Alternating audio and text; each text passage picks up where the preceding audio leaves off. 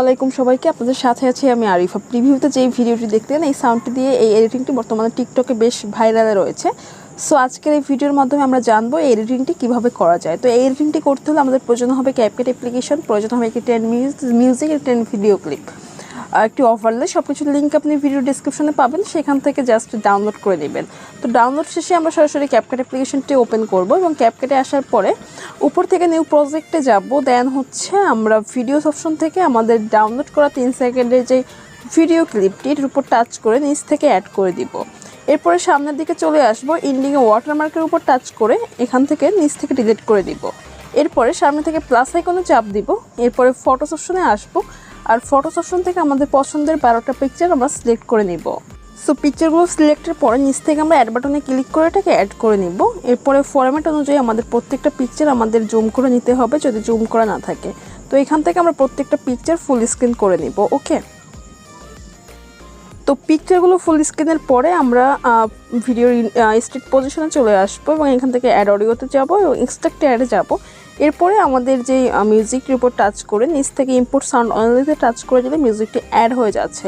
এরপরে আমাদের যে পিকচারগুলো আছে পিকচারগুলোতে ডিউরেশন সেট করতে হবে। তো প্রথম পিকচার লেয়ারে ক্লিক করে এটা ডিউরেশন দেবো 0.6 সেকেন্ড। ওকে, তো এখান থেকে 0.6s করে দিব আমি, এবং এখান থেকে দ্বিতীয় পিকচার ডিউরেশন 0.6s হবে এবং এইখান থেকে আমাদের যেই 12টা পিকচার ডিউরেশন 0.6s করে দিব। ওকে, আর যদি ভিডিওর কোথাও কোনো প্রবলেম হয় তাহলে অবশ্যই কমেন্ট সেকশনে জানাতে পারেন। তাছাড়া আমার পার্সোনাল ফেসবুক অ্যাকাউন্টের লিঙ্কও কিন্তু ভিডিওর ডিসক্রিপশনে থাকে, সেখান থেকে সরাসরি আপনি চাইলে মেসেজের মাধ্যমে কিছু জানার থাকলে জানতে পারেন।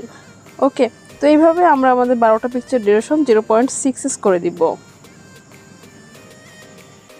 এবং লাস্টের যে পিকচারটা থাকবে এই পিকচারটা আমরা জাস্ট আমাদের মিউজিকের লেয়ার অনুযায়ী এটাকে করে দিব। এটা 0.7s করে দিলে কিন্তু হচ্ছে। দেন হচ্ছে আমাদের পিকচারে আমরা অ্যানিমেশন সেট করব। তো প্রথম পিকচারের লেয়ারে ক্লিক করে নিচ থেকে অ্যানিমেশনে যাব। এরপরে এখান থেকে আমরা কম্বোতে যাব। দেন এখান থেকে যদি আমরা একটু স্ক্রল করি তাহলে এখানে আমরা ডিস্টর্ট লেফট রাইট নামে দুইটা অ্যানিমেশন পাবো। তো এখান থেকে ডিস্টর্ট লেফট অ্যানিমেশনটি সিলেক্ট করে দিব।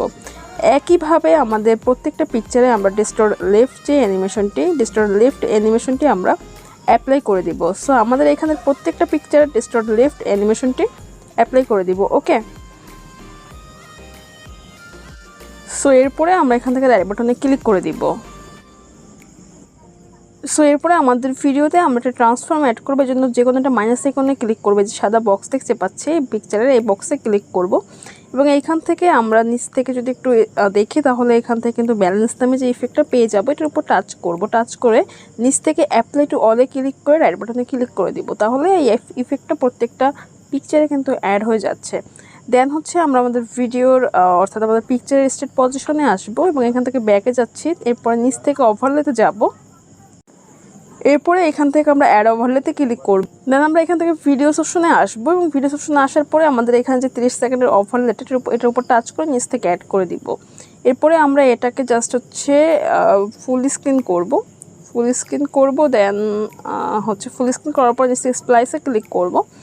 এরপরে আমরা এটাকে ফিল্টার করে দিব। ওকে, ফিল্টার অপশন পেয়ে যাবেন, এখান থেকে জাস্ট ফিল্টারে ক্লিক করে দিবেন। এরপর রাইট বাটনে ক্লিক করে দিব।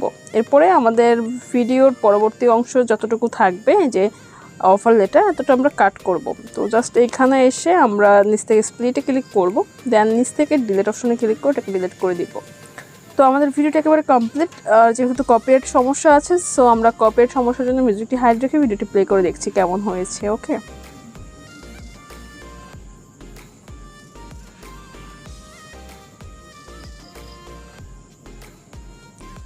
সো দেখতে পাচ্ছেন আমার ভিডিওটা কিন্তু একেবারে পারফেক্টলি ভাবে এডিটিং শেষ। এটাকে এক্সপোর্ট করার জন্য 720p উপরে ক্লিক করে রেজোলিউশনটাকে হাই করে এক্সপোর্ট করে নেব।